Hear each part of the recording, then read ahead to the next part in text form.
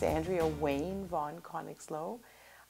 Very long name, and I've been working as a children's book author, illustrator for over 20 years. When I was about 17, 18, I started sending my illustrations out because people said, they would look at my doodles, they say, yeah, that looks like children's book stuff. But it took years and years and years of working at and learning and being with other illustrators. That really helped to hone my skills. I came up with the idea for the book because I've been looking for a book about books for children. In the book, a young child who wants to read, loves books, really loves books, and thinks that you can read to all the animals. How do you read to these animals and get these animals to read with you?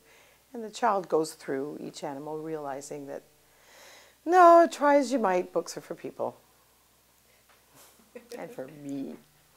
There were several we thought that it would be hard to read to. One is an alligator, because they would just eat the book. And I do try and read to my animals. I have 4 cats at home, and I've always tried to read to them, but they've never been as interested as children.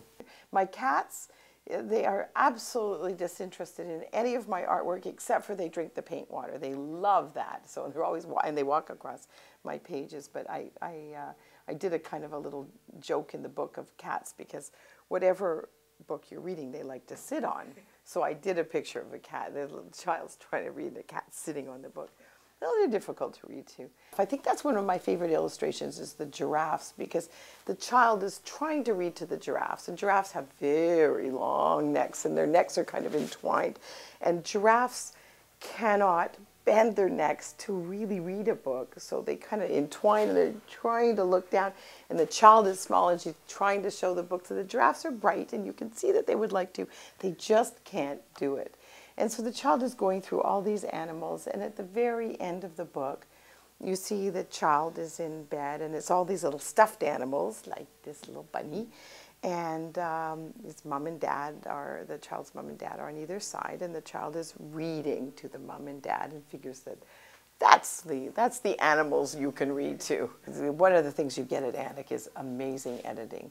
So you come with something, and I'm very blessed. I've got great art direction and great editing. So I came with these couplets, and they got very refined. But it was a lot of painstaking work just to get it just right, or get the illustrations just right.